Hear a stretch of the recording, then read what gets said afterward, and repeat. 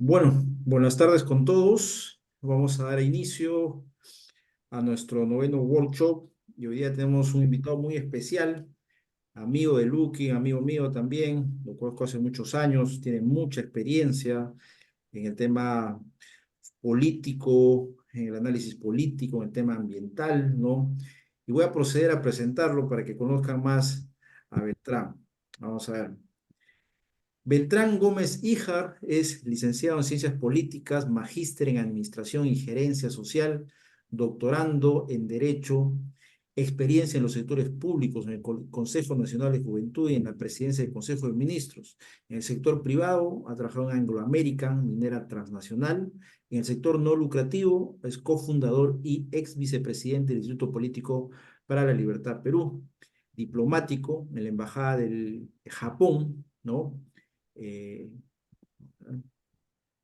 en la Embajada de Japón, más de 10 años como docente universitario en pregrado y posgrado, articulista en diversos medios, incluyendo revistas indensadas, conferencista, ganador del premio Expomina 2014 a la responsabilidad social socioambiental y miembro del equipo ganador del premio a la innovación tecnológica 2014 en la categoría Innovación Tecnológica aplicada al desarrollo sostenible de la Sociedad Nacional de Minería, Petróleo y Energía. Bienvenido, Beltrán. Muchas gracias por darnos tu tiempo, por participar en esta Escuela de Líderes Ambientales, en los workshops que hacemos cada sábado. Hemos tenido varios invitados y para nosotros es, digamos, una gran oportunidad tenerte acá, que nos des un poco de tu tiempo y que puedas compartir una experiencia muy interesante. Gracias, Beltrán. Bien, gracias Edwin por la presentación. Ante todo, agradezco a ti y a tu institución por esta invitación. Siempre es un placer para mí compartir con las personas la experiencia, los conocimientos que uno ha venido adquiriendo a lo largo del tiempo, ¿no? Eh, para empezar, voy a compartir mi pantalla para que puedan ver justamente la presentación que he preparado para ustedes, que es una breve presentación en realidad. A ver, un momento, vamos a compartir sonido también por si acaso. A ver, ya se ve, creo. Ahora sí, ya se puede ver, ¿no? Sí, yo creo que ya se ve. Listo, bien. Bueno, hoy, esta tarde, bueno, durante estos minutos vamos a conversar acerca de los monitoreos ambientales participativos, ¿no? Bueno, de aquí vamos a llamarles MAP, de aquí en adelante, para decirlo de manera más resumida, los MAP, ¿no? Monitoreos ambientales participativos. Así que voy a poner, antes de pasar a las preguntas, voy a contarles un poco, ¿no? Como lo decía Edwin, he tenido una experiencia en las diferentes áreas que uno puede desenvolverse, ¿no? En el área del mundo estatal, el mundo privado, el mundo de la academia, en el mundo diplomático, etcétera. Y justamente cuando me hicieron esta invitación me puse feliz, contento porque voy a hablar acerca de un aspecto que durante muchos años, a los que muchos años me dediqué, mejor dicho, y lo hice en la gran minería, ¿no? En el sector minero de la gran minería, que como sabemos muy bien, en nuestro país es uno de los países más importantes en el mundo respecto a la explotación minera, a la generación de recursos mineros y que alimentan a la industria global, ¿no? Es un gran aporte, el Perú es un gran aportante a la industria a nivel global gracias a sus recursos mineros, por ejemplo, ¿no? Y como país que es muy importante en este sector de la economía, evidentemente la actividad de, que se va a realizar para poder extraer los recursos mineros van a tener una gran repercusión no solamente en la economía nacional, sino también en la vida social, en la vida de aquellas, sobre todo, comunidades, localidades, ciudades, centros poblados, como ustedes quieran llamarlo, o a qué punto quieran enfocarse, que están más cercanos al proyecto minero, ¿no? Ahora, bien sabemos que cuando uno ve un proyecto minero, para hablar de minería, porque podemos hablar también, por ejemplo, de otros sectores extractivos, ¿no? Pero para hablar específicamente de minería, que en mi experiencia, bien sabemos que, como en otras grandes industrias, siempre se hace un estudio ambiental, ¿no? Todos sabemos que existen estudios ambientales, que son, es uno de los requisitos fundamentales para poder llevar adelante una explotación minera, una explotación de recursos naturales. Y cuando se hace un estudio de impacto ambiental, hay un aspecto muy importante, hay un capítulo muy importante en esos documentos, ¿no? Que hasta los años 90 no eran tan relevantes, pero ya desde cuando el Perú comienza a modernizarse en cuanto a su legislación, por ejemplo, ambiental, en cuanto a su legislación respecto a la explotación de los recursos naturales, se va volviendo una parte muy importante en estos documentos llamados EIA, que son la parte social, ¿no? Es decir, todo lo que significa la base social y socioambiental de la zona de influencia de los proyectos, por ejemplo. Y bien sabemos nosotros que estos estudios de impacto ambiental son estudios que se toman su tiempo realizarlos, son sumamente técnicos, y así que cuando uno también ve o analiza, estudia la parte social o socioambiental de la zona de influencia del proyecto, pues también se hace o se tiene que hacer de una manera sumamente técnica, ¿no? Acá no es romanticismo, sino todo netamente técnico. Entonces, cuando uno comienza a ver estos documentos y comienza a ver un poco inclusive la historia de cómo va evolucionando en el Perú y en el mundo, la aplicación de estos estudios para poder entender no solamente la parte geográfica, la parte mineralógica de la zona del proyecto, sino además todo lo que ocurre, lo que acontece en cuanto a las dinámicas sociales, a las dinámicas económicas, cómo está conformado, cómo está conformado, sí, todo este espacio eh, eh, en cuanto al tema del medio ambiente en su más amplio sentido, ¿no? Es decir, cómo va el tema, por ejemplo, los recursos hídricos, cómo está el tema del aire, la fauna, la flora, todo, completamente todo. Entonces, todo ella cuando se presenta, y específicamente, por ejemplo, hablando de la parte socioambiental, es como darnos el primer gran cuadro de cómo se encuentra esa zona antes de la explotación, ¿no? Es el primer gran cuadro. Y no solamente te muestra el cuadro, sino que es un documento que importa mucho. ¿Por qué? Porque también te va a servir para la gestión futura, ¿no? Post presentación del documento, para gestionar la parte socioambiental, por ejemplo, ¿no? Entonces, ahí es cuando entra. Ah, que no estoy avanzando en la PPT por si acaso, estoy solamente, ahí estoy viendo un chat, ¿no? Es solamente la carátula, ¿ya? Porque básicamente esto va a ser un conversatorio, en realidad, quiero manejarlo de esa manera. Bueno, la primera parte es simplemente como una introducción. Entonces, cuando uno ya tiene en claro cómo está conformado todo la geografía, el ambiente humano, ecológico del proyecto, ya puede realizar o pensar hacer ya los documentos de gestión o los documentos ya de intervención para todos los aspectos en los cuales tiene que ver el proyecto, ¿no? Claro, acá estamos hablando, por ejemplo, de proyectos de extracción, ¿no? Proyectos extractivos, que son los que más, en cuanto al Perú, por ejemplo, son los que aportan más al erario nacional y son los que además dinamizan mucho la economía de nuestro país, ¿no? Y que al mismo tiempo, si hablamos del aspecto social, es también lo que ha generado no pocas veces conflictos. Conflictos que inclusive han repercutido enormemente en la política nacional.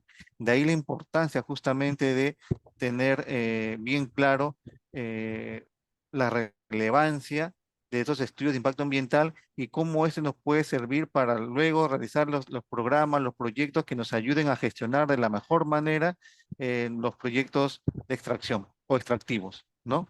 Entonces, dentro de los muchos programas y proyectos que se van creando para poder eh, realizar un mejor trabajo en cuanto a la extracción de, por ejemplo, de minerales o de otro tipo de recursos, tenemos nosotros que ver una parte fundamental que son los monitoreos ambientales, ¿no? Los monitoreos ambientales. Para ellos, no voy a hablar acerca de la historia, pues, del medio ambiente, ¿no? Eso sería larguísimo, tomaría mucho más de una charla y horas de hablar. Pero, en resumen, un aspecto muy importante que hay que tener en cuenta, ustedes lo recordarán también seguro por otros estudios o por lo que han venido conociendo, es que el ser humano en realidad, desde hace no mucho tiempo, tiene esta especie de gran afecto o gran preocupación al mismo tiempo respecto al medio ambiente, ¿no? Hasta la Edad Media el ser humano veía siempre el medio ambiente como algo a quien combatir, o si no combatir, algo con lo cual uno debe enfrentarse, lo veían como una barrera, como algo que te ponía trabas para tu avance. El medio ambiente siempre fue visto como algo hostil, ¿no? El ser humano siempre ha tratado de sobreponerse a las limitaciones que le daba el ambiente, ¿no? La naturaleza que lo rodeaba. Recuerden que el ser humano siempre ha tratado de dominarla. Y estamos hablando acá de milenios de existencia del ser humano, ¿no? En este planeta. Es recién cuando ya el ser humano comienza a desarrollar más sus técnicas, comienza a explotar más los recursos y más aún cuando el ser humano va abandonando las zonas rurales y se van adentrando, yendo, migrando hacia zonas urbanas, es cuando recién el ser humano poco a poco va adquiriendo ese sentimiento eh, de amor frente a la naturaleza que lo va a llevar después a una preocupación por el medio ambiente. Es algo realmente novedoso, ¿no? No ha sido de siempre así, ¿no? Una cosa es que hayamos romantizado el tema creyendo que el ser humano siempre ha vivido de una manera, pues, idílica con el medio ambiente, pero otra es la realidad que en realidad el ambiente siempre era visto como una barrera, ¿no? Al progreso o al avance. Era algo con quien nosotros deberíamos, a quien deberíamos dominar. Recuerden ustedes nada más, por ejemplo, cuando van, aquellos que han visitado, por ejemplo, los balnearios en cualquier parte del mundo, construcciones del siglo XVIII o de principio del siglo XIX, por ejemplo, van a ver que las grandes casas o los teatros, las puertas no están mirando al mar, ¿no? Porque están mirando, daban la espalda al mar, ¿no? Cuando uno, por ejemplo, va a esos pequeños balnearios o ciudades que están, por ejemplo, en la Costa Azul o que están por el Mediterráneo, las construcciones de las ciudades no miraban al mar. Los teatros, la puerta principal daban hacia la calle, no hacia el malecón. Era simplemente porque el mar pues no era visto como un lugar de recreación. Estamos hablando del principio del siglo XIX, es decir, hace no mucho, hace 200 años. Si hablamos de tiempo pues de humanos, ¿no? De la humanidad, es una nada de tiempo. Ahora ya sería inverosímil, ¿no? Nada creíble, este, entender, escuchar que se estén construyendo viviendas o edificios públicos grandes que estén frente al mar y que la puerta no esté hacia el malecón. Sería inconcebible hoy en día, ¿no? Pero bueno, lo que pasa es que desde hace no mucho tiempo es que el ser humano ha comenzado a tener esta preocupación por la naturaleza. Y más que preocupación, al inicio era un sentimiento cuando uno extraña algo que ha abandonado, ¿no? Recuerden que el ser humano, los hombres con la revolución industrial comenzaron pues a irse masivamente a las ciudades, dejando atrás el mundo rural, con todo lo que significaba eso, ¿no? El cambio en en la esfera psicológica, el cambio en la esfera social, en la esfera económica, en la esfera de los sentimientos. Cuando uno siempre deja algo, lo extraña en algún momento, ¿no? Te da esa sensación de recuperarlo o de tratar de no olvidarlo. Lo mismo pasó con la naturaleza. Cuando el ser humano dejó el mundo rural y se fue hacia las urbes, en este proceso de revolución industrial, en este proceso de urbanización del mundo, donde la vida humana, comenzamos a tener este sentimiento tan filial, ¿no? Respecto a lo que es la naturaleza. Ya se hacían las grandes pinturas con fondos paisajistas, ¿no? Desde la Edad Moderna hacia adelante se comenzaron a escribir poemas, cuentos, todo que ensalzaban la vida en el mundo rural, por ejemplo, ¿no? Ya todo ese día comenzó a cambiar. Eso fue siglo XIX, cuando el mundo urbano comenzó a avanzar ya de manera cada vez más acelerada, ¿no? Cuando las urbes iban creciendo, cuando el mundo rural se iba despoblando. Y cuando ya llegamos pues al siglo XX, evidentemente ya con el triunfo definitivo de la urbe, ¿no? Eh, es que se agrega un ingrediente más a este de- del amor hacia la naturaleza, ¿no? A que extrañamos la naturaleza, si no viene el tema de la preocupación. ¿Qué estamos haciendo con la naturaleza? ¿La estamos degradando o no? ¿Y eso por qué surge en el siglo XX? Evidentemente por justamente el gran avance que comenzó a tener la industria y cómo la industria comenzó también pues eh, a adquirir cada vez más, la necesidad de adquirir cada vez más recursos naturales para poder producir más y evidentemente comenzaron a haber ciertas degradaciones ambientales en muchas zonas del planeta, ¿no? Entonces, esta preocupación por el medio ambiente además se ve acelerada más todavía post Segunda Guerra Mundial, lógicamente con los inventos, por ejemplo, de la manipulación de la energía atómica y toda la historia que ustedes ya conocen respecto a cómo esto impacta en los movimientos socioambientales o los movimientos ambientalistas, ¿no? En realidad los movimientos ambientalistas van creciendo justamente post Segunda Guerra Mundial por esta preocupación del impacto que podría tener la energía nuclear en la destrucción del planeta o en la degradación ambiental a escala global. Entonces, hay esta preocupación por el medio ambiente, ¿no? La preocupación por el medio ambiente ya se da definitivamente en la segunda mitad del siglo pasado y ahí hay estos dos sentimientos, ¿no? El sentimiento de amor hacia la naturaleza, a ese mundo que hemos abandonado, en el cual habíamos estado como especie durante miles y miles de años y ahora estamos todos volcados en su gran mayoría, bueno, en el siglo XXI ya somos un mundo con mayor porcentaje de gente viviendo en las urbes, ¿no?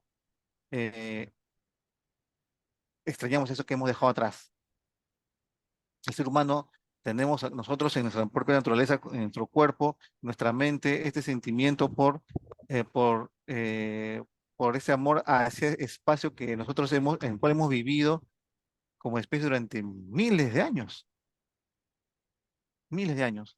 Y ahora, como ya no estamos en ese mundo, lo anhelamos y o tratamos de cuidar debido a que lo consideramos que está en peligro, ¿no? Es un poco, a grandes rasgos, el tema cómo ha ido evolucionando este tema de la vinculación mental, y física entre el ser humano y la naturaleza, ¿no? La naturaleza, el mundo biológico, por ejemplo, ¿no? Lo que es la fauna, la flora. Y cuando ya, si vamos ya acercándonos más a nuestros tiempos actuales, estamos ya, por ejemplo, década del 80, década del 90. Recordemos que en los 70 viene este gran documento que trata, sale a la luz, ¿no? Respecto al tema de los problemas del crecimiento, esta gran discusión que hubo en los años 70, si podemos seguir con este nivel de crecimiento y si este nivel de crecimiento no va a impactar en el mundo ambiental. Bueno, fue una gran discusión, ¿no? Este estudio que está en los 70 tuvo muchas críticas también, pero lo que sí se viene es se sentó una base ahí para la discusión respecto a qué hacemos o qué estamos haciendo con el medio ambiente. ¿Lo estamos destruyendo o no? ¿Los niveles de crecimiento pueden calzar con un cuidado o con una preservación ambiental, sí o no? ¿No? Esa gran discusión, el crecimiento poblacional debe detenerse o no, debe ralentizarse o no. Discusiones porque todos giran en torno a cómo nosotros como especie, debido a nuestras necesidades y al crecimiento y el consumo que tenemos cada vez más y más, va a afectar o no también a la naturaleza, ¿no? Entonces, ya en los años 80, bueno, todo esto ya se va creando este nuevo concepto de desarrollo sostenible, ya usted conoce un poco la historia del concepto de desarrollo sostenible, ¿no?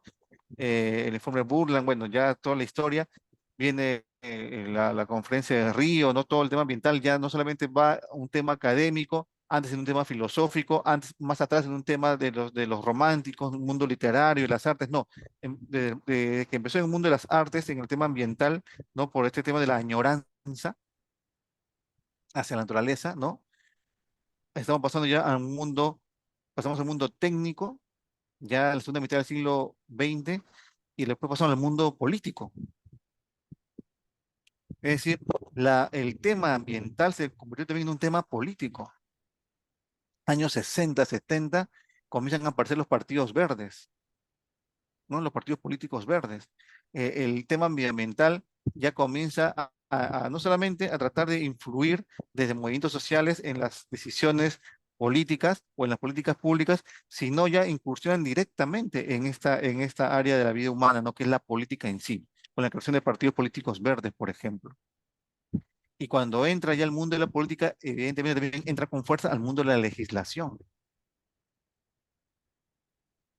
¿no? Ya en los años 80, en los años 90, se van modernizando en muchos países ya la legislación respecto al tema ambiental para ver, para tratar de asegurarse que la forma como se va relacionando la actividad económica con el medio ambiente sea una relación en la cual una no destruya a la otra, ¿no? Esa era un poco la idea que se tenía. Y en el Perú no es la excepción. El Perú también en los años 90, que ya es otro mundo, recordemos, un mundo ya sin Guerra Fría, por ejemplo, es un mundo en el cual había triunfado eh, eh, ya la parte técnica en todos los aspectos de la vida. Habíamos inclusive ya entrado, o estábamos entrando, mejor dicho, en ese momento, en lo que sería el gran cambio global, que es el mundo del Internet. Todo va cambiando, ¿no? El mundo se hizo una aldea global, los intercambios comerciales comenzaron a ser más grandes hacia todas las partes del mundo, ya el mundo ya no tenía barreras, o al menos ya no se aspiraba a eso, cada vez se iban derrumbando las barreras y el flujo comercial crecía cada vez más. Y en la parte ambiental en el Perú también se va modernizando la legislación. Y como le dije hace unos minutos, eso también repercute evidentemente en un aspecto que se llama el aspecto socioambiental, ¿no? No solamente hay que ver la parte geográfica, ¿no? La parte geológica cuando hablamos de una extracción de proyectos extractivos, sino hay que ver también al ser humano, a la persona, ¿no? Que viven en ese entorno o en esa área de influencia de los proyectos minerales, petroleros, no sé, etcétera, muchas actividades extractivas. Y ahí es cuando viene el tema del monitoreo ambiental. Bueno, si tenemos un documento que se llama Estudio de Impacto Ambiental y este nos sirve para conocer tal cual está en ese momento antes de entrar a la ejecución del proyecto, ¿no? A la construcción del proyecto, cómo está el entorno geográfico. Bueno, también hay que saber el entorno social y ambiental. Ya la idea de la protección hacia el medio ambiente, la preocupación por ya había empezado de hacía muchas décadas atrás, como hemos comentado en en sumarísima reseña, ¿no? Histórica. No sé si en el Perú también no fue la excepción, pasó lo mismo y comenzaron pues a hacerse los monitoreos ambientales. También eso era obviamente parte del documento de estudio de impacto ambiental, los resultados, pero entra otro componente más, ¿no? El tema de la confianza, desconfianza. En las políticas de los años 90, pero sobre todo ya en el siglo XXI, empezando el siglo XXI, debido a este cambio político global, ¿no? También hay una especie bueno, la democracia comienza a enfrentarse a nuevos retos, porque la democracia que había sido la gran triunfadora luego de este conflicto ideológico que había estado en el mundo por casi 50 años, ¿no? Eh, Comienza a tener el gran reto el reto de demostrar que efectivamente era el mejor régimen político que que tenemos nosotros como seres humanos para poder ordenarnos políticamente, ¿no? Entonces, la democracia que tenía muchos retos y evidentemente los políticos también. Y cuando esto sucede en el mundo, cuando uno tiene demasiada presión, porque se le comienza a exigir a este régimen político llamado democracia muchísimo, ¿no? Supuestamente era el ganador, el que tenía que facilitarnos la vida. También en la parte ambiental o en la parte política hubo desconfianza, ¿no? O mejor dicho, desilusiones hacia la democracia o hacia los políticos. La desconfianza comienza a acrecentarse hacia el mundo de la política cada vez más y más. Ustedes, no solamente eso ocurre en el Perú o en Sudamérica, sino en varias partes del mundo, que más era un problema que ya venía de décadas atrás, ¿no? El tema de cuánto uno confiaba respecto al régimen político en el cual vivía es una pregunta que viene de décadas atrás. Pero en el siglo XXI, justamente ya con esta presencia de prácticamente de la ubicuidad del ser humano con el Internet, con esta gran apertura respecto a los medios para poder comunicarse y poder transmitir la opinión que fue la gran plataforma de Internet. Esto lleva pues justamente a, a un desencantamiento, si queremos llamarlo así, respecto a la política, ¿no? Y no solamente eso, sino que el gran vehículo, el gran intermediario que vendría a ser los partidos políticos también habían entrado en crisis en muchas partes del mundo en realidad, ¿no? Pero hablemos de Latinoamérica. Comenzaron a ver, los partidos tradicionales comenzaron cada vez más a perder espacio, poco a poco, en diversos países, en diversos momentos, ¿no? Entonces, la desconfianza hacia la política estuvo muy presente en el siglo XXI, y está muy presente, mejor dicho, en el siglo XXI, ¿no? Esta desconfianza hacia lo que hace el político, a lo que hace tu régimen político, si sirve o no sirve para tu bienestar, no si realmente sirve para protegerte o no, muchas de esas preguntas. Y además también hay una desconfianza o a un recelo que las personas comienzan a ver también a las grandes empresas o los grandes proyectos de extracción, ¿no? Que a eso además se le va combatiendo desde, no solamente de partidos políticos verdes, sino de movimientos sociales verdes. Más allá de que algunos de esos están muy ideologizados, lo cierto es que la preocupación existe, ¿no? La preocupación existe. Y a raíz de eso es que los monitores ambientales le agregan, se le agrega una palabra más, no un adjetivo más, el, el participativo. Ya los monitores ambientales, cuando hablamos en el siglo XXI, ya no solamente debe ser una actividad netamente técnica, sino que tiene que ser un instrumento más para generar la confianza, no solamente hacia la empresa que está realizando la actividad extractiva, sino también para generar confianza hacia las autoridades. Porque recordemos nosotros que quien autoriza que se realice un proyecto X, una actividad económica cualquiera en realidad, es la autoridad política. Entonces, si una comunidad, si una sociedad, si un pueblo, una nación, como ustedes quieren llamarle al conglomerado humano, eh, ve que ciertas actividades están impactando negativamente en su entorno, de todo punto de vista, social, económico y ambiental, ¿a quién le van a echar la culpa? ¿A quién comenzaron a ver con recelo, con desconfianza? Pues a estas dos grandes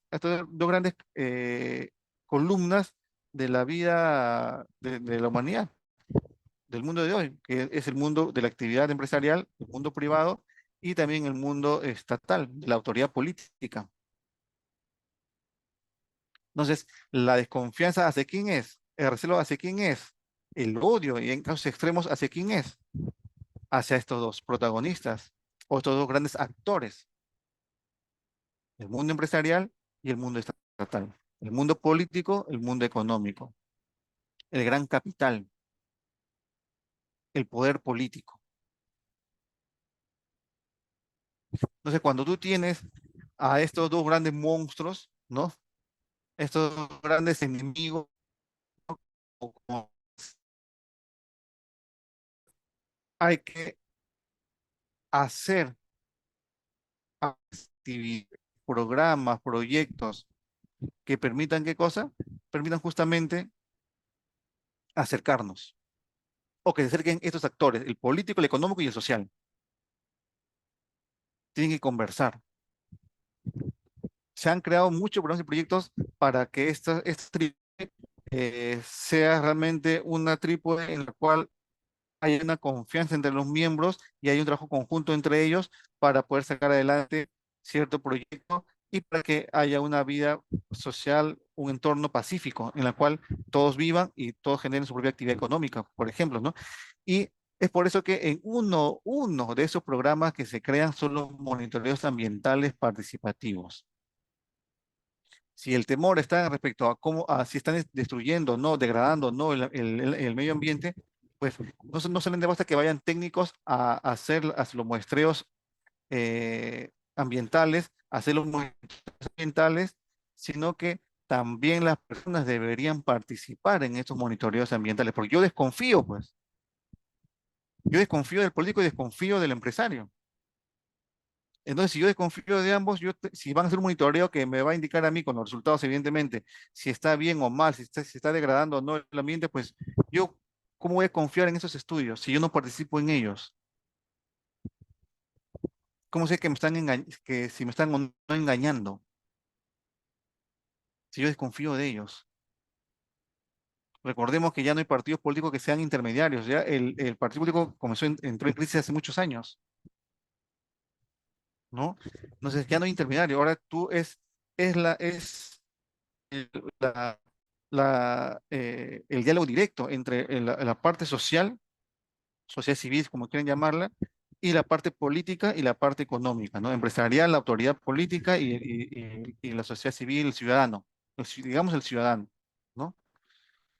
Entonces se crean los monitores ambientales participativos cada vez más en el siglo XXI para justamente generar confianza frente a este mundo que había abandonado hace mucho tiempo, el mundo rural, a este mundo en el cual la extracción en muchas partes del mundo realmente había abusado en su actividad y había empezado a degradar muchas áreas verdes o afectado al medio ambiente en esa parte del mundo y las autoridades políticas habían permitido esto, bueno, se generó toda la desconfianza, pero se crean los monitores ambientales participativos. Esa es la razón de ser de por qué existen monitoreos ambientales participativos. Es el contexto histórico, ¿no?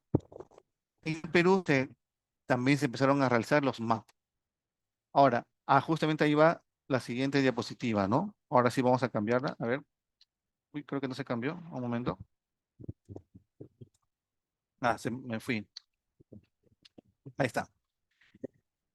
Esto les cuento un poco porque yo tuve la experiencia justamente de liderar la creación de un monitoreo ambiental participativo de gran escala, ¿no? Cuando yo trabajé 5 años en un mundo minero como especialista socioambiental, ¿no? Y entre las funciones que realizaba o responsabilidades que tenía, una de ellas fue la creación del monitoreo ambiental participativo, que era un compromiso que venía de un estudio de impacto ambiental, ¿no? De un gran proyecto minero. No muy grande del Perú, ¿no? Que recién hace poco ha entrado ya en operación. Cuando yo laboraba ahí todavía era un proyecto, ¿no? Aún no se explotaba ningún recurso mineral, era un proyecto aún, pero la empresa decidió desde ya cumplir evidentemente con sus compromisos socioambientales, estaban en su estudio de impacto ambiental y uno de ellos era justamente el monitoreo ambiental participativo. Entonces me encargaron a mí esa labor, comencé a diseñar este map que aún en ese entonces, yo recuerdo que no existían en el Perú unos maps de gran envergadura, aún no existían. Estamos hablando de hace 13 años, 12 años atrás aproximadamente, ¿no? 13 años atrás. Había modelos ambientales, sí, pero eran de pequeña escala, eran muy puntuales, ¿no? Pero no de las dimensiones que abarcasen todos los componentes ambientales. Además de todas las áreas, son de influencia y más, inclusive diría yo. Era bien ambicioso ese mapa. Por eso que se ganó un premio nacional por este map, ¿no? Entonces, eso, ¿cómo se hace un map? ¿O qué preguntas es lo que ustedes ven en pantalla? ¿Qué preguntas hay que tener en cuenta al momento de pensar el diseño de un monitoreo ambiental activo, de un map, ¿no? Bueno, ahí están las preguntas que ustedes pueden ver, por ejemplo. Una es, ¿cuán relevante es el medio ambiente? Uno dirá, pues bueno, es evidente que es muy importante, ¿no? Pero recordemos que eh, las personas valoran con diferente intensidad las cosas, ¿no? Con diferente intensidad las cosas. Siempre cuando uno hace una política pública o hace un programa, un proyecto, también en una actividad empresarial X, siempre hay que tener en cuenta que las personas valoran de diferentes maneras las cosas, ¿no? El valor es subjetivo. Recuerden muy bien, el valor es subjetivo. Entonces, uno tiene que hacer evidentemente un estudio primero respecto a la opinión que tienen las personas en cuanto a su preocupación o lo que piensan, lo que consideran que se debe realizar respecto al cuidado del ambiente y de los componentes del ambiente que más les interesan. ¿Por qué están preocupados por esos componentes? ¿No? Es decir, todo un estudio en el cual uno tiene que conocer justamente cómo valoran las personas. Cuando digo las personas me refiero a todos aquellos que viven en las zonas de influencia directa e indirecta del proyecto, ¿no? Tenemos que conocer qué es lo que piensan ellos sobre el tema ambiental, sobre su entorno, para saber cómo lo valoran. Porque tengan ustedes siempre presente esto, ¿no? Que cada persona valora de diferente manera las cosas. Cuando uno cree saber la opinión común, la opinión pública, la opinión del pueblo, la opinión de la nación, la opinión de la sociedad, ¿no? Cuando uno cree conocer de esa manera las cosas, es muy peligroso. Porque si tú eres responsable, por ejemplo, no sé, pues si eres presidente de la República, si eres gobernador regional, si eres alcalde o si eres el gerente de una gran empresa extractiva, por ejemplo, y piensas así, cuando apliques programas y proyectos vas a fracasar rotundamente. Lo que tienes que hacer es hacer estudios, ya sean cualitativos y cuantitativos, para conocer lo que realmente piensan las personas respecto al tema de tu interés. En este caso, el tema ambiental, por ejemplo, ¿no? Entonces, una que tú ya conoces qué es lo que ellos piensan respecto al ambiente, vas a otra pregunta, por ejemplo, ¿no? ¿Por qué monitorear los comunes ambientales? Porque ellos, por ejemplo, si ellos en tus estudios te dicen los resultados, ¿no? Que ellos desean, tienen preocupación por el medio ambiente y por tales componentes, tú tienes que preguntarte por qué monitorear esos componentes. Porque también hay que considerar algo, ¿no? El monitoreo ambiental cuesta, y cuesta bastante, no es barato. O sea, no es que tú con tu vasito y extraes el agua o vas con una palita y le das un poquito de tierra y ya está tu monitoreo ambiental. No, todo es un trabajo muy técnico, tiene un costo alto. Y no vas a monitorear pues una vez al año, ¿no? Esa es una pregunta que viene después. Si tú quieres hacer realmente un monitoreo ambiental y todavía participativo que te ayude a generar confianza, es un trabajo bien complejo y de largo plazo. Entonces, la otra pregunta es, ¿por qué monitoreamos los comunes ambientales? ¿Qué piensas la parte técnica y qué piensa la parte civil, la sociedad, el ciudadano? ¿Por qué hay que preguntarnos esto? Porque, como hemos dicho, el monitoreo ambiental no es, no es algo que resulte barato, de poco dinero. Entonces, tú tienes que saber qué componentes son los que más preocupan y si son necesarios realmente monitorearlos para poder generar la confianza. Y obviamente también para que tanto sociedad civil, autoridad política y empresa estén seguros de que la actividad económica X realmente no está impactando con el medio ambiente, ¿no? No es hacer las cosas así porque, bueno, quiero monitorearlo todo.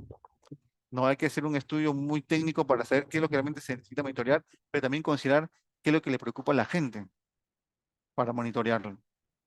Hay que hacer ese match, ¿no? Qué comunes ambientales hay que monitorear. Si yo recuerdo muy bien que en el map donde cual diseñé, monitoreamos hasta animales mayores, recuerdo, ¿no? Recuerdo, la taruca, bueno, eran muchos suri, creo que había el suri, animales mayores, bueno, era un monitoreo completo, flora, recuerdan bien que había, ¿no? Y era realmente un monitoreo que implicaba, pues, eh, grupos, equipos técnicos de todo tipo del aire, del ruido, de agua, no solamente de los cursos de agua, ¿no? O sea, que uno los puede ver fácilmente con un río, por ejemplo, ¿no? Sino también tenías que ver, por ejemplo, agua, que estaba subterránea. Tenía que ver, por ejemplo, con las floraciones, la presencia de animales acuáticos y terrestres. Era un monitoreo muy, muy grande, ¿no? Entonces tú tienes que ver eso, qué comunes ambientales tienes que monitorear. Evidentemente también uno tiene que ver la fuerza, ¿no? La fuerza en cuanto a tu respaldo económico y también ver si la población, si técnicamente es necesario hacerlo y si la población también está preocupada por hacer esos monitores ambientales. Ahora, preguntarle por qué hacer partícipe a las personas o a los stakeholders en los monitores ambientales. ¿Por qué hay que invitarlos a ellos a ser parte de estos monitores ambientales? Bueno, la respuesta es por la confianza, sí, efectivamente. Ellos tienen que ver que lo que se está realizando, uno, efectivamente se están haciendo, porque Si uno, por ejemplo, piensa en el mundo rural donde están los grandes proyectos extractivos, ¿no? Estos proyectos están en zonas muy alejadas o alejadas del entorno de los poblados, de las ciudades, están alejados. Entonces, lo que uno realiza allá, uno no lo ve, no lo sabe. Entonces, para que uno genere confianza, tiene que ser partícipe a los stakeholders de estos monitores ambientales. Por eso se llaman monitores ambientales participativos, ¿no? Y para ello, no sé, tú tienes que preguntarte, ¿a quién debemos hacer partícipe? ¿Solamente a los que viven en el entorno cercano al proyecto o también a los que viven en la zona indirecta? ¿Solo a la sociedad civil o también a las autoridades? También hay que invitar a la academia, también hay que invitar al periodismo, también hay que invitar a las ONGs, ¿no? Que están asentadas, por ejemplo, en la capital del departamento, de la provincia, en la cual se está realizando el proyecto extractivo. Todo eso uno tiene que preguntarse, ¿a cuántos hay que invitar a que participen en esto, por ejemplo, ¿no? En el caso que yo participé, por ejemplo, en el diseño que realicé, ¿no? Todos participaban, por ejemplo, municipios, provinciales, distritales. Se invitaba gobierno regional, participaba instituciones nacionales, participaba la academia, participaban las comunidades campesinas o las comunidades rurales, evidentemente, participaban también ellos, participaban personas de las urbes, de la ciudad capital. Es decir, había un especialistas técnicos del Estado, hacían partícipe prácticamente a todos los actores sociales relevantes de la zona de influencia directa e indirecta del proyecto de extractivo, ¿no? ¿Y por qué hay que hacerlo lo más amplio posible? Porque es necesario para generar realmente confianza en tu proyecto que el mayor número de grupos sociales participen en ello. La academia, ¿por qué? Porque la academia siempre va a darte a ti un respaldo frente a la comunidad, porque la comunidad confía siempre en la academia, es decir, en el profesional, en el técnico. Entonces, si participan en tus MAP, la academia, ¿no? Es decir, los profesionales de la universidad, de la región, de la provincia, es mucho mejor, porque ellos también, inclusive pueden servirte de apoyo, pueden ver que efectivamente se están realizando los monitoreos técnicamente de manera correcta. Cuando una persona de la comunidad, una persona de la provincia X, ve también que sus profesionales están participando en ellos, pues le genera confianza, porque no son parte de la empresa, son personas, son stakeholders, personas que están afuera de la empresa, son parte de la vida social. Es importante invitarlos. Es importante invitar también a las autoridades en general, de todos los niveles, porque ellos son representantes y además también tienen cuerpos técnicos. Todo municipio tiene una gerencia ambiental. Hay instituciones estatales en cada departamento que también ven temas ambientales. A ellos también hay que invitarlos, porque también son técnicos que te pueden colaborar respecto a verificar que todo lo que se está haciendo se hace de manera correcta y además también al ser miembros del entorno social, porque viven ahí también, son gente que es conocida por la sociedad civil del lugar, pues también esto ayuda a generar confianza. La comunidad siempre tiene que estar de todas maneras presente. Ahora, eh, la pregunta es, ¿y quién debe realizar el monitoreo ambiental? Por ejemplo, ¿no? Porque uno puede decir, bueno, ok, ya, está bien, hacemos monitores ambientales, de acuerdo. Hacemos de varios componentes, bueno, está bien. Hay los recursos económicos, hay, perfecto. Hacemos flora, fauna, animales mayores, menores, acuáticos, terrestres. Este, hacemos aguas subterráneas, agua de ríos, agua, no sé, pues, lagunas, ¿no? Cuerpos de agua diversos, ¿no? hacemos monitoreos respecto al ruido en las ciudades, ponemos a los camiones, por ejemplo, que van a sacar los minerales, por poner un ejemplo, ¿no? El tema del aire en cuanto al polvo, etcétera, todo lo que tú desees. Ok, si hacemos todo eso, ¿quién debe realizar eso? Si la idea es generar confianza, ¿lo deben realizar los técnicos de la empresa o no? En mi caso, por ejemplo, lo que se hizo fue invitar en todos los países, incluyendo el Perú, siempre hay asociaciones civiles, ONGs o empresas que especializadas en temas ambientales y que también te realizan monitoreos ambientales, ¿no? Entonces, la idea era convocar mediante una licitación, un concurso público a las empresas especializadas que hacen monitoreos ambientales y que además sean respetables, ¿no? Que sean empresas serias o también naciones civiles que hagan eso, esa labor, pero que sean, que tengan, no hayan sido cuestionadas. Se les invita, o se les invitó, recuerdo muy bien, y la empresa no seleccionó al ganador solo. Mira, para que vean, yo recuerdo muy bien que lo que hacíamos era que antes de realizar un monitoreo ambiental, se había creado un comité, el Comité de Monitoreo Ambiental Participativo, ¿no? Es decir, todos estos stakeholders de lo que he hablado hace un momento, conformamos un comité junto con la empresa y nos reuníamos para hablar del monitoreo ambiental participativo, qué se va a monitorear, en qué momento del año, qué días, y la pregunta vino, ¿y con quién? Es decir, quién va a hacer el trabajo técnico? Evidentemente dijeron, bueno, la empresa no puede hacerlo porque finalmente son sus trabajadores, pueden dar los resultados que a ellos más les convenga, ¿no? Recordemos que acá hay un tema de desconfianza, por todo este tema histórico que les he hablado brevemente, ¿no? Entonces, ¿qué se hizo? Esta licitación pública, este concurso público, donde en la apertura de sobres participaron representantes del comité de monitoreo ambiental participativo. Estaba comunidad, estaban autoridades, etcétera, todo lo que les he mencionado yo a ustedes.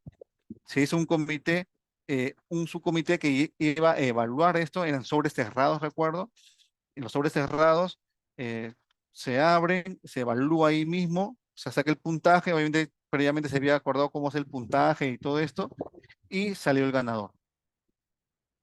Es decir, la empresa no eligió directamente a aquella, a esta asociación civil o a esta empresa que iba a hacer el monitoreo ambiental técnicamente, sino que fue una decisión colectiva, donde participaba comunidad, autoridad, no sociedad civil. ¿Eso para qué? Para generar confianza. Entonces, viene esta empresa, ya se les informa que son los ganadores, y esta empresa, como es especializada, no es que solamente va de frente a las zonas a monitorear en todos los comunidades ambientales, sino que previamente se hace un trabajo de pedagogía, de enseñanza. Es decir, lo que creamos, recuerdo muy bien, era que esta empresa primero en talleres les explicaba a la comunidad qué es lo que se iba a hacer, qué se iba a monitorear, qué componentes, cómo se iba a monitorear y con quién se iba a monitorear. Entonces, todos los que iban a participar en trabajo de campo, en el monitoreo, previamente ya sabían qué es lo que se iba a realizar y por qué, ¿no? Y cómo, hablando técnicamente. Entonces, estos maps se convirtieron también en realidad en oportunidades de aprendizaje, no solamente para la gente de la comunidad, sino para los mismos profesionales que también participaban en este comité de monitoreo ambiental participativo. Eran como unas clases, eran talleres, donde se aprendía muchísimo respecto al tema del manejo ambiental y específicamente esto tan técnico que es un monitoreo ambiental, ¿no? Entonces, cuando ya se, se realizaba el monitoreo ambiental participativo, los miembros del comité iban junto con los técnicos a hacer cada uno de los monitoreos. Y cuando se estaba en campo, también ellos se explicaba paso por paso cómo se realizaba el monitoreo, ya in situ. Eso generaba confianza, pero para eso también tú tienes que tener una gran labor social, es decir, tú si hablamos de empresa, fue mi caso, por ejemplo, yo era trabajador de la empresa, ¿no? O sea, era socio ambiental encargado de esto, junto con la Oficina de Relaciones Comunitarias, se tenía que trabajar para que sea más amplia la convocatoria y participen la mayor cantidad de actores sociales en estos monitores ambientales participativos. Esa era una labor también importante. No crean ustedes que porque uno dice lanza monitorea ambiental participativo, todo el mundo va a ir, ¿no? No es fácil. Se requiere todo un trabajo de comunidad, todo un trabajo comunitario, ¿no? Que lo hacen pues las gerencias de relaciones comunitarias, por ejemplo, ¿no? Todo eso es lo que se tiene que realizar previamente.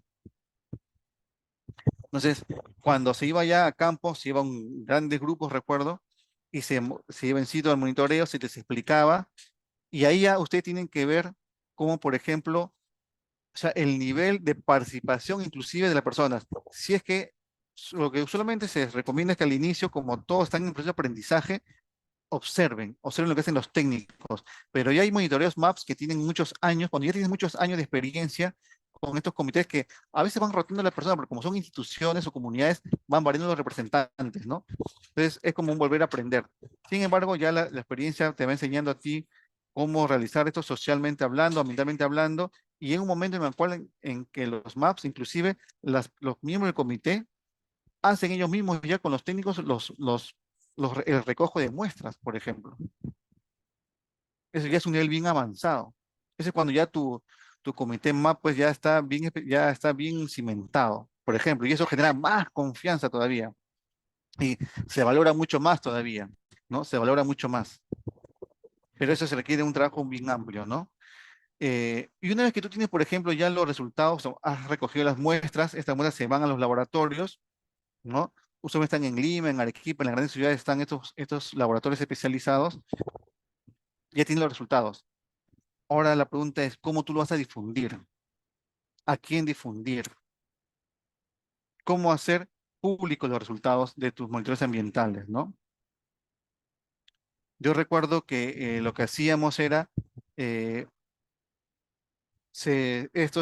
los resultados llegaban, lo explicaba al comité, la empresa que había realizado los monitoreos, y luego se hacía una gran presentación libre en un auditorio grande en la ciudad capital del departamento donde estaba el proyecto minero, en este caso que te pone de ejemplo, y ahí se invitaba a la prensa, se invitaba a todos los que quisiesen asistir y se explicaba, se mostraba los resultados y se explicaban los resultados también. Y recuerdo que esto se replicaba en los medios de comunicación. Fue muy saludado esta forma de cómo se desarrollaron este MAP, el que les hablo hace 13 años atrás, aproximadamente, 12 años atrás, ya hace buen tiempo, ¿no? Tanto fue, recuerdo, la repercusión que como lo mencionó Edwin en la presentación, ganó un premio nacional, porque nunca se había hecho en el Perú, de ese nivel, ¿no? Un MAP de ese nivel tan grande y tan complejo en cuanto al tema de la participación social, ¿no? De la difusión de los resultados. Y que yo recuerdo muy bien que hace no mucho tiempo, hace unos años, me enteré que inclusive este programa de MAP tan grande, tan complejo que se hizo, llegó a un concurso mundial de esta empresa, que es una empresa global, no minera global, llegó hasta las finales en Europa, ¿no? Por la importancia que vio la empresa a nivel global de cómo este diseño puede generar confianza entre la empresa, la autoridad y la comunidad, ¿no? Ahora, ¿con qué frecuencia hay que realizar estos maps? Pues hay que realizarlos constantemente. No, por ejemplo, en mi caso, yo recuerdo que lo realizamos sobre todo en dos fechas principales, la época de lluvia o húmeda y en la época seca. Porque una cosa es el medio ambiente en época de lluvia, otra cosa es el medio ambiente cuando no hay lluvia. Obviamente hay que comparar año tras año en esas épocas. Húmeda con húmeda, seca con seca. No se comprar época húmeda con seca, evidente, porque es totalmente diferente el entorno y la realidad, ¿no? Entonces, y además, cuando tú ya tienes varios años, ya se vuelve información sumamente importante y relevante, no solamente para el proyecto, sino para el Estado peruano. Porque yo recuerdo muy bien cuando hacíamos estos monitoreos en cuanto a fauna, por ejemplo, encontrábamos a veces animales en lugares, ciertos tipos de animales que en ciertos lugares que inclusive no estaban mapeados por el Estado peruano. Y eso era un aporte que hacía la empresa a través de los MAP para conocer la flora y fauna del país. Bien interesante fue esta experiencia realmente y que yo sé aún continúa y es exitoso, ¿no? Eh, por eso es que yo siempre recomiendo que estos maps nunca se detengan, ¿no? Porque esto con el largo del tiempo va a generar una data tan interesante que te va a permitir inclusive poder tomar mejores decisiones en cuanto a la ejecución de tu proyecto de extracción minera, por ejemplo, ¿no? O de cualquier recurso extractivo en general. Bien, si tienen una consulta, una intervención, encantado de escucharlos, aunque ya son las 5, pero bueno, podemos cumplir unos minutos más para escucharlos a los que deseen participar. Encantado yo de escucharlos. Ok, Beltrán, muchas Eh, gracias. No sé si tienen alguna pregunta. Buenas tardes. Adelante, ¿Sí? Orlando. Edwin, buenas tardes, muchas gracias. Actualmente en el rubro de transportes en carreteras o en obras viales existe todo un marco legal que te dice y te detalla cómo se debe hacer estos monitoreos ambientales participativos, ¿no? ¿Mm? Parte en principio de conformar un comité de gestión del plan de manejo ambiental denominado COPLAMA, el mismo que tiene que estar integrado por grupos de interés del área de influencia directa, ¿no? Y en las cuales se tiene que incluir el representante sí o sí de las municipalidades provinciales o distritales, ¿no? Y quien tiene que presidir este COPLAM en sí es el alcalde provincial de los tramos en los que se encuentra, ¿no? Además, se tiene que invitar o hacer extensivo la invitación a participación de universidades. Todo esto tiene que tener un reconocimiento mediante resolución de alcaldía y a su vez tiene que estar inscrito en el libro o registro de organizaciones sociales de las municipalidades provinciales. Los monitoreos se realizan de tres tipos, ¿no? El monitoreo de flora y fauna al inicio de la obra para identificar especies endémicas, exóticas, ¿no? Todo eso. Luego se realizan monitoreos trimestrales que tienen que ver con calidad ambiental, ¿no? Para ruido, agua, suelo, aire. Ujú, Los monitoreos semestrales que se realizan referidos al monitoreo hidrobiológico y de aguas superficiales, ¿no? Entonces ujú, son semestrales. La manera para presentar estos informes se hacen en una reunión, ¿no? A los que integran el COPLAMA y otra organización también conformado dentro de esto, que es el comité de gestión en sí, de obra, ¿no? Y se tiene que derivar los resultados a las autoridades competentes, ¿no? Mediante documentación formal, ¿no? Estos resultados. Ahora, esta misma regulación establece que existen infracciones administrativas que van desde leves, que pueden ser amonestados vía escrita o con una multa de hasta 100 UITs. Las infracciones graves, ¿no? Que ya son referidas a multas que son 10.000 UITs, y las infracciones muy graves son 3.000 UITs. A eso se suma de que la empresa está sujeta a una sanción de 3.000 soles diarios por no realizar o hasta que realice estos monitoreos ambientales, ¿no? Entonces, en el ámbito de transportes existe todo un mecanismo legal, ¿no? Y estos procedimientos también se explica a las autoridades en qué consiste, para qué se realizan, ¿no? Y se hace una comparación semestral de estos resultados, ¿no? Es decir, ha habido variación, se ha estado cumpliendo o se ha sobrepasado los límites permisibles que establece, ¿no? La legislación en sí. Es una experiencia muy bonita, sí, desde el área de relaciones comunitarias con el área de medio ambiente se tiene que realizar. El área de relaciones comunitarias es la responsable de la identificación de los actores claves, ¿no? Eh, ¿Quién lo realiza? Es una empresa inscrita en el SENACE que cuente con resolución para monitoreos, que sus equipos estén calibrados y que también tengan resolución o certificación de autorización para estos monitores de parte del Instituto Nacional de Calidad, el INACAL. ¿no? Son los parámetros que te piden en el rubro de obras viales, ¿no? Solo quería compartir ese punto. Gracias. Ujú. Sí, perfecto, así es, exactamente, ¿no? Como le mencioné en la parte positiva, todo esto que has mencionado tú muy bien, has relatado cómo está en la parte de transporte, es producto justamente de toda esta evolución en cuanto primero a la añoranza y luego preocupación por el tema ambiental y cómo se pasó de un punto de vista del área del romanticismo, ¿no? De las artes, hasta el mundo de la política y lo legal. Nada viene de creación así espontánea, ¿no? Todo es producto de diversas acciones, consecuencias y hechos. Y en el tema de los MAP también es producto de eso justamente, ¿no? Justamente ¿por qué? Porque hay esta desconfianza o hay este interés también por la protección y el cuidado del ambiente, ¿no? Y ahora toda actividad, en realidad toda actividad humana causa un impacto, ¿no? Mayor o menor, en menor grado.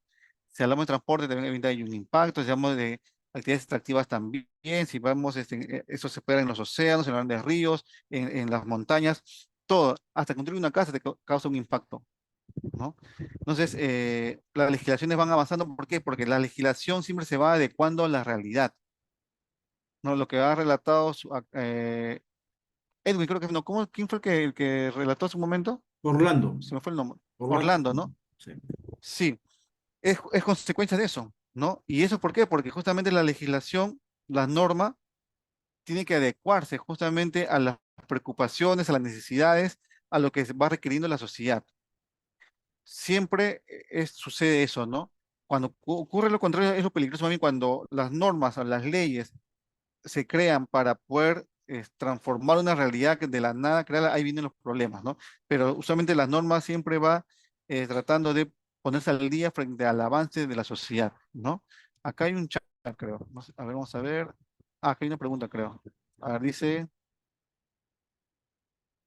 Juan Felipe, ¿no? Dice, no, sí se ven afectaciones hechas por los administrados y ya el OEFA o alguna entidad de fiscalización ambiental dicta que se haga monitoreos u otro dictamen por parte de dichas entidades. Solo deberían de participar los pobladores que son afectados en las actividades de monitoreos ambientales participativos o también nosotros de nuestras regiones o lugares podemos también ser partícipes de dicha actividad. Bueno, eso, por ejemplo, cuando hacía la pregunta, ¿no? ¿Quiénes deben participar? ¿O quiénes deben ser partícipes de monitoreos ambientales? Evidentemente, primero, de todas maneras, los afectados o aquellos que viven, yo más que afectados, inclusive para ampliar el término, diría todos aquellos que viven en el entorno de las zonas de influencias directas de la actividad, ¿no? Ahora, si uno lo quiere hacer, generar inclusive mayor confianza a tus monitoreos, a tus maps, yo ampliaría inclusive la participación, es decir, a las personas que viven en las zonas de influencia indirecta o inclusive actores externos, ¿no? Totalmente alejados, llámese una ONG nacional o de ámbito internacional, ¿por qué no? Invitarlos también para que ellos observen, participen y contribuyan inclusive a que estos maps sean exitosos. O sea, si me preguntaran a mí, yo lo abriría de esa manera, ¿no? Porque no hay mejor manera de generar confianza que hacerlo lo más abierto posible. Acá hay otro chat. A ver. En el Perú, los MAP están bien aplicados o aún falta mejorar este sistema. Si es que no, pues, nos podrían dar ejemplos de mejora. Bueno, miren, eso depende, en realidad, diría yo, de cada institución que realiza los MAP, ¿no? Eso depende de cada institución. Siempre hemos dicho que una cosa es la ley, la norma, y otra cosa es la realidad, cómo se le aplica. Entonces, la legislación, yo sí he visto que ha ido mejorando con el transcurrir de los tiempos. Desde la época en la cual yo les hablaba con mi ejemplo, que es hace 13, 12 años, a la legislación actual de ya década del 20, estamos en el año 2024, ha ido cambiando, ha ido mejorando, porque ha ido incorporando lo que se ha venido realizando en el campo, ¿no? Entonces, yo creo que desde ese punto de vista, la norma ha ido mejorando en realidad. Pero como he mencionado hace un momento, todo depende de quién realiza la actividad, con qué voluntad la hace y con qué intenciones la hace, ¿no? Si simplemente por cumplir o porque realmente tú deseas demostrar que tu actividad no está impactando o si lo está haciendo, pues hacer rápidamente los trabajos de mejora, ¿no? o quiere hacer eso simplemente para cumplir y quizás tapar lo que mal estás haciendo. Eso ya depende de cada institución, ¿no?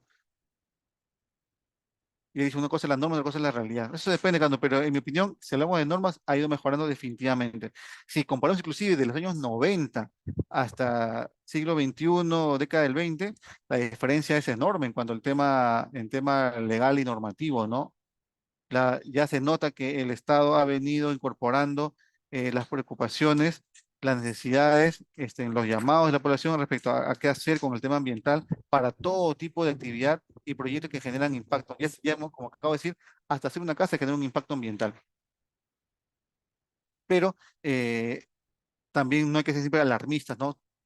Justamente una de las cosas que se hacían en estos comités de monitoreo era explicar a la población y a las autoridades que todo hay que verlo desde un punto de vista técnico, dejar de lado posiciones ideológicas, posiciones políticas, intenciones políticas, ¿no? O de repente también tumbar mitos.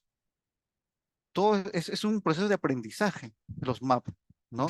Hay uno cuando va, observa en los talleres donde participan los comités MAP, se va dando cuenta que son espacios de aprendizaje, espacios de conocimiento, de transmisión de ideas, ¿no? En la cual todos los que participan salen fortalecidos, desde las autoridades y profesionales hasta los propios ciudadanos de zona rural, por ejemplo, ¿no? ¿Alguna consulta más o algún aporte más, como bien lo han hecho hace un momento? Yo tengo una pregunta, Beltrán. Edwin, ¿no? Sí, Edwin. ¿Qué Sí, permitió, Beltrán, que fueran ustedes hace 12 años pioneros en este sistema? ¿Fue la cultura de la empresa en la que desarrollaron? ¿Fue el equipo? ¿Qué contexto dio origen a este sistema exitoso hace 12 años? Si bien ahora ya, digamos, la ley ha mejorado, pero en aquel sí, tiempo, sí. ¿qué les dio, digamos, esa iniciativa, ¿no? Sí, yo creo que fue fundamental la visión de la empresa. Es decir, la empresa en la cual yo laboraba, por ejemplo, donde se hizo este MAP que fue tan exitoso, eh, y diría yo, fue como un punto importante para la transformación de los MAP a nivel nacional, fue que la empresa tenía una gran preocupación por el tema ambiental. Y era una preocupación real, porque dentro de sus políticas internas, el componente ambiental era sumamente importante para ellos, y más aún el tema socioambiental, ¿no?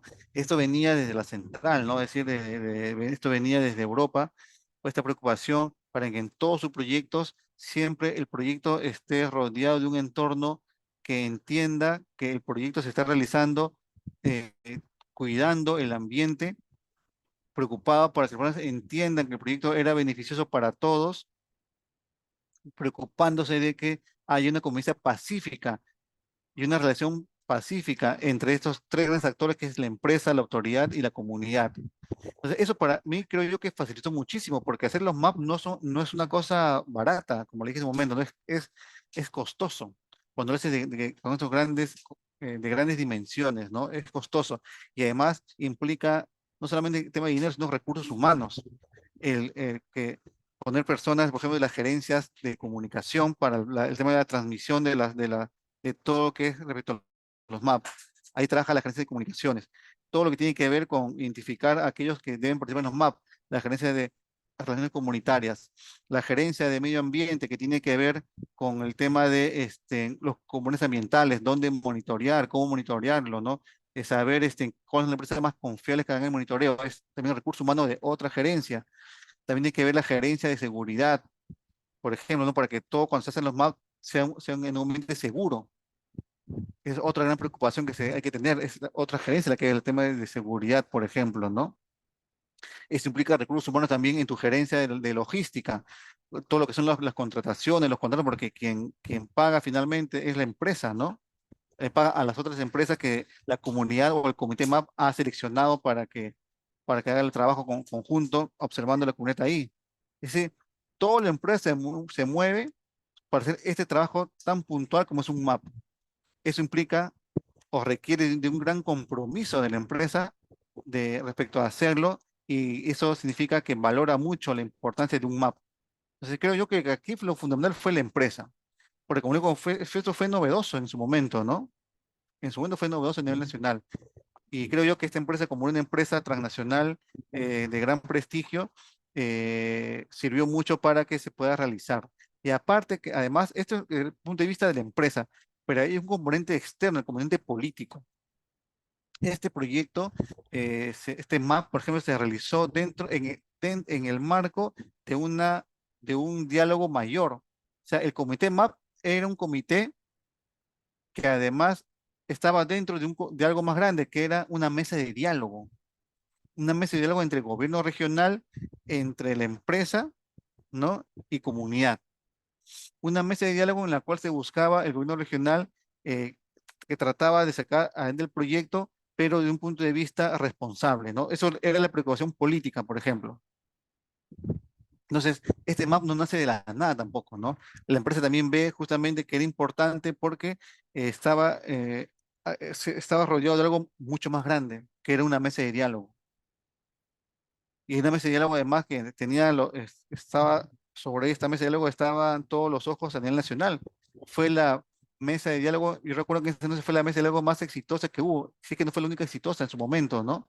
En el que hubo gobierno regional, empresa y comunidad, y el Estado a nivel nacional, el Ejecutivo, que también participaba, lograron que sea una mesa de diálogo exitosa que sacó adelante el proyecto minero.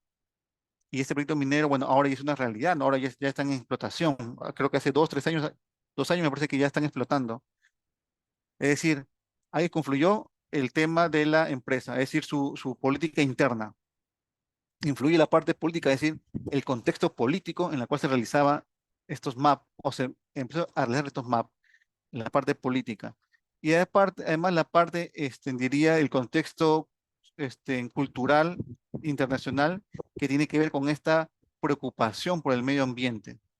Y ahora recordemos también nosotros que las empresas grandes, responsables, eh, toman mucha importancia además hoy en día al medio ambiente porque también el tema ambiental importa mucho a los que dan los fondos para solventar grandes proyectos.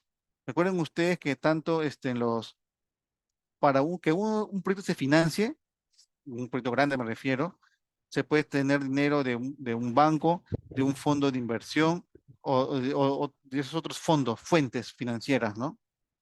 Y cada vez más con los años, estas fuentes financieras, entre los requisitos que te ponen a ti para que tú seas acreedor, o sea, te puedan prestar a ti como a tu proyecto, ese componente de responsabilidad socioambiental.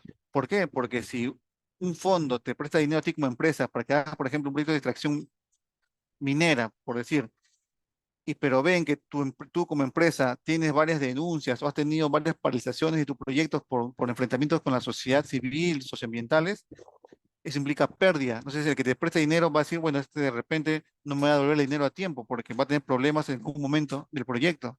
Entonces, a ninguna empresa ahora les conviene tener proyectos, pero conflictos socioambientales en su entorno que te puedan paralizar un día, 2 días, 1 semana tu proyecto porque eso implica grandes costos monetarios, financieros. Y eso te hace a ti menos acreedor o menos fiable para poder recibir fondos para tu proyecto. Ahora, el tema socioambiental es sumamente importante a nivel global, ¿no? Económicamente es uno de los requisitos para poder financiarse las cosas, ¿no? Por eso que las empresas grandes también ahora, además de una preocupación real, también hay respecto al tema de la naturaleza, el medio ambiente, ¿no? Porque ya está interiorizado, eso ya lo venimos hace como 200 años como seres humanos interiorizándolo. También hay un tema concreto económico que ahora cada vez los fondos de inversiones o aquellas instituciones que te prestan el dinero para tus proyectos también tienen entre su checklist el tema socioambiental. Si tu empresa es socialmente responsable, por ejemplo, o socioambientalmente responsable. Si es sí, hay mayor posibilidad que tengas préstamo para tu proyecto. Si es no, no te lo prestan o te lo prestan con mayor interés. Eso es otra realidad también. Muy bien. Muy bien, Beltrán. Muy interesante tu exposición. Nos has brindado información muy relevante que nos permite reflexionar a todos los estudiantes y profesionales que han estado presentes hoy. De todas maneras, lo hemos grabado para los que no estén presentes lo puedan ver, revisar con calma, profundizar en el tema, investigar un poco más. pero creo que has permitido crear un marco en el cual podemos nosotros seguir profundizando. Muy interesante la experiencia, muy interesante lo pionero que fue en su tiempo y cómo esto ha influido en el resto de actividades en lo que es el monitoreo ambiental participativo. Muchas gracias, Beltrán, por tu tiempo, por darnos una tarde de sábado. Nosotros lo valoramos mucho y gracias por estar presente el día de hoy. Encantado, Edwin, encantado de estar con ustedes. Que tengan un buen fin de semana. Será hasta la próxima. Gracias, Beltrán, y gracias a todos los que estuvieron presentes en nuestro workshop y que tengan un buen fin de semana y nos vemos en las siguientes actividades. Gracias a todos. Nos vemos. Chao.